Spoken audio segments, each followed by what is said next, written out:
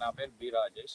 నేను జూనియర్ అసిస్టెంట్‌గా వర్క్ చేస్తున్నాను. నేను ఈ అక్టోబర్ లాస్ట్ సంవత్సరంలో అక్టోబర్ 4వ తారీఖున ఎంపీడీఓ ఆఫీస్‌లో జూనియర్ అసిస్టెంట్‌గా జాయిన్ అయినాను.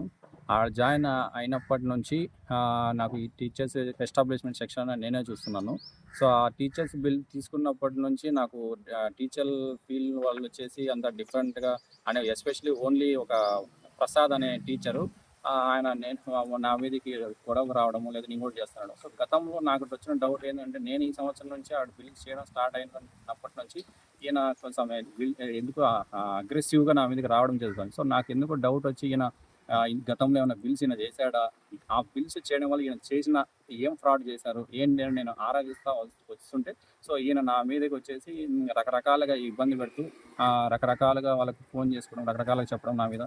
ఇట్లా స్టార్ట్ చేస్తా అంటే నేను ఆల్రెడీగా గతంలో కూడా మా ఎంపీడీఓ సార్‌కి చెప్పినాను. సో, మా ఎంపీడీఓ సార్ కూడా ఆయనకి చెప్పినాడు. "అయ్యో! మీరేదన్నా ఉంటే మీరు చూసుకోండి. ఆ పిల్లోడు మనిషి కరెక్ట్‌గా ఆ డ్యూటీ ఆయన చేస్తున్నాడు. ఏదన్నా మీరు రావాలనుకుంటే త్రూ ఎంఈఓ ద్వారా రండి. మీరు డైరెక్ట్‌గా ఇక్కడ రాకూడదు" అని కూడా చెప్పినాడు.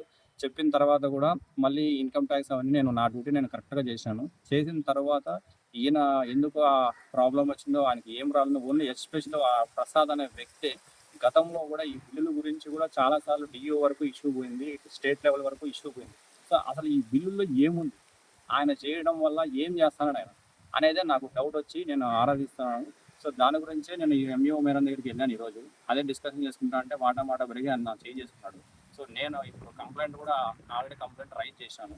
సో, నేను స్ట్రిక్ట్‌గా నా ఇన్‌కమ్ టాక్స్ ఇవన్నీ టీచర్లు నేను టీచర్ కుటుంబం నుంచి వచ్చాననేసి టీచర్‌కి కరెక్ట్‌గా కరెక్ట్ డీటెయిల్స్ ఉండాలి. రేపు పొద్దున దాంట్లో ఏమైనా మిస్టేక్స్ ఉంటే రేపు పొద్దున ఈ ఫైల్‌లో టీచర్‌లకి ప్రాబ్లమ్ రాకుండా అని చూడాలనేసి నా డ్యూటీ నేను చేశాను.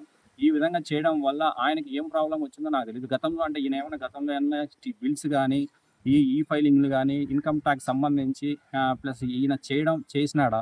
ఒకవేళ చేసుంటే ఈయన నాకు ఒకసారి కనుక్కొని దీన్ని చేసుకోవడం ఈయన చేసిన ఫ్రాడ్‌లు ఏమైనా బయటకొస్తాయనే ఉద్దేశంతోనే నా మీదకి ఈ విధంగా భయపడించడము, లేకపోతే దెబ్బలాడడం చేశాడు. సో, దానివల్ల నేను ఆల్రెడీ కేస్ ఫైల్ చేసినాను. కాబట్టి నేను డ్యూటీ కరెక్ట్‌గా చేసిన దానికి నాకు దక్కిన ఫలితము ఇది. సో, కాబట్టి నాకు న్యాయం జరుగుతదని చూస్తున్నాను.